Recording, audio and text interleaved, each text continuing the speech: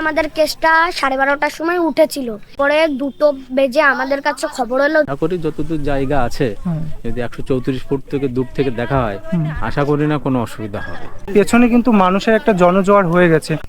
Hello বন্ধুরা, চলে এলাম নতুন আর একটা ভিডিও নিয়ে। আজকে কিন্তু আমি আছি কামালপুরে। তোমরা কিন্তু সবাই জানো যে কামালপুরের এই যে দুর্গা প্রতিমাটা হচ্ছে, মানে সব থেকে বড়, এটা নিয়ে কিন্তু বিভিন্ন রকম প্রবলেম হচ্ছে। আজকে কিন্তু 30 তারিখ, আর আজকে কিন্তু লাস্ট ডেট জানানোর ছিল যে এখানে পুজো হবে কি হবে না। তো দেখো বন্ধুরা, এখানে কিন্তু অসুরের যে মূর্তিটা সেটা কিন্তু পুরোটাই শুকিয়ে গেছে। তো এখন কিন্তু কাজ করতে পারছে না। এর যে মেইন যে স্ট্রাকচারটা, ফাইবারটা, সেটাও কিন্তু এখন তৈরি করতে পারবে না, কেননা এই অবস্থার ভিতর দিয়ে কেমন করে তৈরি করবে সেটা কিন্তু তোমরা বুঝতেই পারছো। বলা যায় যে দিনের পর দিন কিন্তু শুধু দিয়েই যাচ্ছে, এর বিনিময়ে কিন্তু কোনো কিছুই করছে না সরকার। তবে জানি না যে কোন কারণে বা কি কারণে এগুলো হচ্ছে। তবে বিভিন্ন রকম মানে কারণ দেখাচ্ছে যে এই জন্য হবে না, ওই জন্য হবে না। তবে এটা কিন্তু আশা করা যায় যে গ্রামে এত বড় পুজো হচ্ছে বা হতে চলেছিল, এটা কিন্তু অবশ্যই হওয়া জরুরি। কারণ প্রত্যেক বছরই কিন্তু সবাই নতুন নতুন কিছু করে। সেই জায়গায় দাঁড়িয়ে একটা গ্রাম যদি এইভাবে নতুন নতুন সবার সামনে যদি ছড়িয়ে দিতে পারে, তাহলে তো এটা কিন্তু একটা দেখার বিষয়। তবুও কেন জানি না প্রশাসন কী কারণে ইয়ে করছে। বিস্তীর্ণ জায়গা থাকতেও কিন্তু মানুষের যে প্রবলেম হবে সেটার মেইন কারণ কিন্তু দেখাচ্ছে প্রশাসন। সাধারণ মানুষ থেকে শুরু করে এখান যারা স্থায়ী মানুষ আছে, এবং তারাও কিন্তু অনেকটা মানে দুঃখের মধ্যেই যে দিন কাটাচ্ছে। তোমরা কিন্তু বিচার করো যে পেছনে তোমরা যে প্যান্ডেল টাইপের দেখতে পাচ্ছ বাঁশ দিয়ে যেটা করেছে, এটা কি শ্রীভূমির থেকে, এমনকি কল্যাণের ITI মোড়ের থেকে বা জিরাটের মুন টাওয়ারের থেকেও বড়? তোমরাই কিন্তু জাজ করবে। কোনো কিছু বাধা দিতে গেলে কিন্তু বিভিন্ন ধরনের এক্সকিউজ দিতে হয়, সেটা কিন্তু এখন প্রশাসন দিচ্ছে। তবে এইভাবে যে দিনের পর দিন এভাবে ডেট চেঞ্জ করছে, কেননা আজকে না কাল, কালকে না আজ, এইভাবেই কিন্তু এখানেই চলছে। মেইন কথা বলতে গেলে পশ্চিমবঙ্গের অবস্থা যেমন, ঠিক এই ব্যবস্থাটাও কিন্তু সেমন। মানে যখন এটা মেইনলিভাবে শুরু করেছিল বা যখন স্টার্ট করেছিল, তখন কিন্তু সেইভাবে কোনো কিছু বলেনি। তবে কেন এখন এইভাবে এই কথাগুলো বলছে? তবে জানি না যে এখান থেকে কি প্রবলেম হবে। তবে মেইন প্রবলেম যেটা দেখাচ্ছিল যে LED লাইট থেকে শুরু করে অন্যান্য লাইট যেগুলি বিমান চলাচলের জন্য বিঘ্নিত হবে।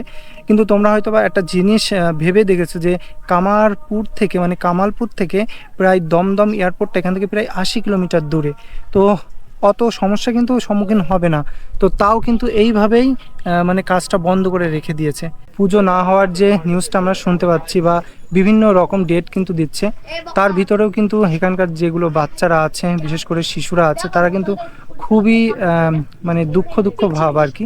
কেননা নিজের গ্রামে এত বড় পুজো হচ্ছিল, সেটাও আবার ওয়ার্ল্ডের সব থেকে বিগেস্ট পুজো, সেই সম্বন্ধে কিন্তু তারা সবাইকে অলরেডি জানিয়ে দিয়েছিল যে আমাদের ওখানেই পুজো হচ্ছে। চলো কিছু বাচ্চার সাথে কথা বলে দেখি ওরা কি বলে এই জায়গাটা সম্বন্ধে। এটা পয়লা বৈশাখে আমাদের খুঁটি পুজো উদ্বোধন হয়েছে, বিশ্বকর্মা পুজোর পরের দিন বন্ধ হয়ে গেছে। সেটি আমাদের এখানে শিল্পীরা কাজ করছিল, ফাইবার মারছিল এই অসুরের মুখটায়। এতদিন আমাদের সব কাজ হয়ে যেত, আমরা দাঁড়ো সেটিংও করানো চালু করে দিতাম। পুলিশ আসলো উইদাউট নোটিস, আমাদের কাজটা বন্ধ করে দিল। হ্যাঁ, রায় দিলেও আমরা খুশি, আমরা চেষ্টা করব। এই কটা দিনের কি চেষ্টা করে এত বড় প্রতিমা কি তোলা সম্ভব? হ্যাঁ, আমরা যেখানে আমাদের এই শিল্পীরা 42 জন ছিল, আমরা আরো শিল্পী বাড়াবো।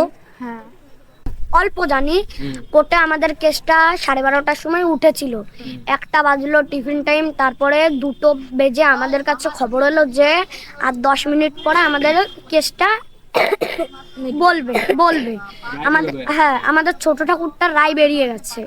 ও তারপরে আমাদের বড় দাদারা, মানে আমার একটা মামা বিপ্লব বিশ্বাস, ওই মামাটা বলল আজকে দেবে না, আজকে বৃহস্পতিবার দেবে। ওটা শুনে আমাদের মনটা খারাপ হয়ে গেল।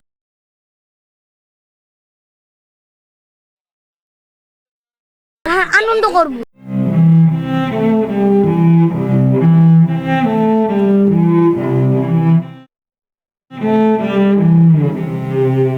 একটা কাকার কাছে শুনে আসি। কাকা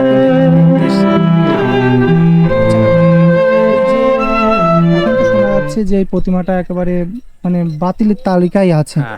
তো এটা কি মানে প্রশাসনের প্রথম থেকেই উচিত ছিল না আগের থেকে জানানোর বিষয়টা যে এমন এমন কোয়ালিটির হবে, না হলে বন্ধ হবে, তাই না?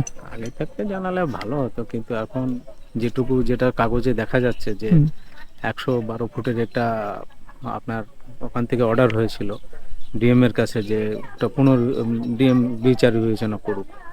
আবার পুনরায় বোধহয় একটা রায় হয়েছে সম্ভবত যে 134 ফুট দূর থেকে দেখতে হবে, এবং ডিএম আবার সেকেন্ডবার বিচার বিবেচনা করবে। তবে আশা করি যতদূর জায়গা আছে যদি 134 ফুট থেকে দূর থেকে দেখা হয়, আশা করি না কোনো অসুবিধা হবে, গন্ডগোলটা না হয়, মানুষের জন্য কোনো ক্ষতি না হয়। 134 ফুটের তো তার থেকে অ্যাভেলেবল জায়গা পড়ে জায়গা, আছে, হ্যাঁ তাই না? জায়গা আছে।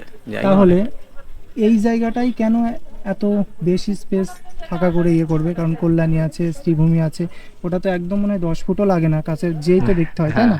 তাহলে ওই জায়গার থেকে বাদ দিয়ে ওই জায়গার প্যান্ডেলগুলো অনেকটা বড়, এই প্রতিমার সমানেই বলা যায়, তারও বেশিই বড় হবে। তাহলে কেন এই শুধু কি গ্রাম বলে এই জিনিসটা করছে? গ্রামে দেখেন, গ্রাম শহর দুটো শব্দ আলাদা, গ্রামের মধ্যে একটা আনন্দ আলাদা। হয়তো চাইছে যে আমাদের এটা একটু কিছু ইয়ে হোক, লোকজন আসুক দেখুক। গ্রামের লোকেরা তো একটা কিছু চায়, গ্রামের মধ্যেই অবশ্য একটা ইয়ে আছে। কল্যাণী তো প্রত্যেক বছরে হয়, এবার গ্রামের মধ্যে হলে অনেক দূর দূরান্ত থেকে লোক আসবে, টিভিতে প্রচার হয়েছে, মানে এখানকার প্রচারটা হবে, এটা একটা ভালো লাগার দিক। আমি মনে করি এটা ভালো। সাধারণ মানুষ থেকে শুরু করে গ্রামের মানুষ আমরা কষ্ট পাবো, আমরা কষ্ট পাবো, কারণ যারা লোকালিটিতে আছে, কারণ আমরা এই যে এসেছি দেখবো বলে, যদি নাই হয় আমরা কষ্ট পাবো। হ্যাঁ, তারপরেও বিশেষ করে তারাও একটা আশা নিয়ে করছে, তাদের একটা আশা আছে, তাই না? তাদেরও আশা, আমরা আসি, আমরা দেখি, আমরা আনন্দ করি। তারপর থেকেও যে শিল্পীর যে কাজগুলো, সেগুলো অসম্ভব সুন্দর।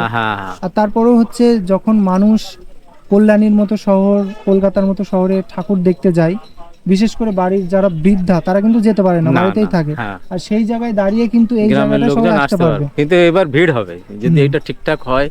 আশা 134 ফুট দূর থেকে দেখলে দেখেন অনেক জায়গা পড়ে আছে, কোনো অসুবিধা হওয়ার কথা না। এই বছর 2024 সালের সকল দুর্গাপুজোর প্যান্ডেল দেখার পাশাপাশি সব থেকে আইকন প্যান্ডেল কিন্তু এটাই হতো, যেহেতু এটা গ্রামের একটা পরিবেশ, একদম শহরের থেকে, অনেক যানবাহনের থেকে একেবারে নির্বিচ্ছিন্ন এলাকায়, সেটাও কিন্তু প্রশাসন কোনো একটা কারণে বন্ধ করে দিল। তো এটা কিন্তু খুবই একটা লজ্জাজনক বিষয়, কারণ কোনো মানুষ যদি কোনো ভালো কিছু করতে চায়, সবার মাধ্যমে উপস্থাপন করতে চায়, তাহলে তার সামনেই কিন্তু সব থেকে বড় বড় বাধা আছে। আর এটাই কি সেই বাধা? তোমরা কিন্তু কমেন্ট করে জানিও। রাস্তার ধারে ধারে তোমরা দেখতে পাচ্ছ সাইকেল থেকে শুরু করে প্রচুর গাড়ি কিন্তু এখানে আছে, শুধু এই জায়গাটা দেখার জন্য, পুজোটা দেখার জন্য, প্রতিমাটা কিভাবে তৈরি হচ্ছে সেটা দেখার জন্যই কিন্তু প্রত্যেক দিন এখানে কিন্তু একটা মেলা টাইপের বসে, ঠিক আছে? মানে গ্রামের মানুষ থেকে শুরু করে এলাকাবর্তী, এমনকি কলকাতা, এমনকি অন্য জায়গার থেকেও কিন্তু প্রচুর মানুষ সব সময় মানে বিকেলের টাইমটাতে কিন্তু এখানে আসে। দেখো বন্ধুরা, এখানে কিন্তু মানুষ ভরে গেছে বলা যায়, টোটালি কিন্তু মেলা টাইপের বসেছে। আর এটা কিন্তু এখন দেখতে পাচ্ছি তুলেছে, পেছনে কিন্তু মানুষের একটা জনজোয়ার হয়ে গেছে, কেননা পুজোর যে এমন পরিস্থিতি, সেটার জন্য কিন্তু সবাই একটু এক্সাইটেড রয়েছে, একটু দুঃখর ভিতরে কিন্তু রয়েছে।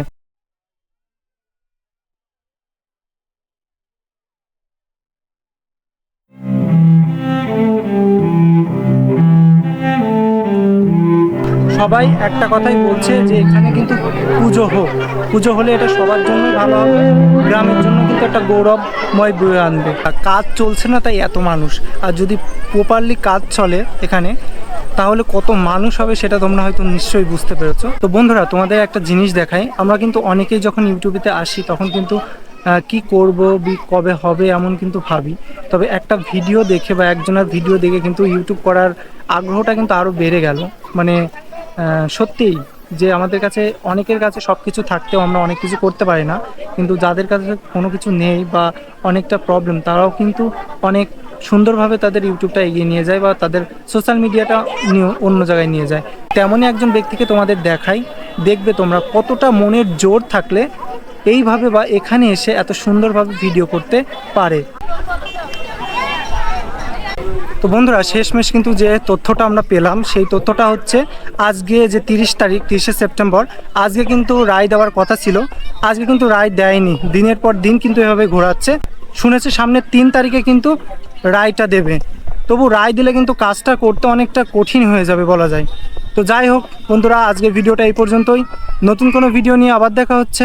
ভালো থাকবে, সুস্থ থাকবে, আর আমার চ্যানেলে নতুন হয়ে থাকলে অবশ্যই কিন্তু সাবস্ক্রাইব করবে। বাই।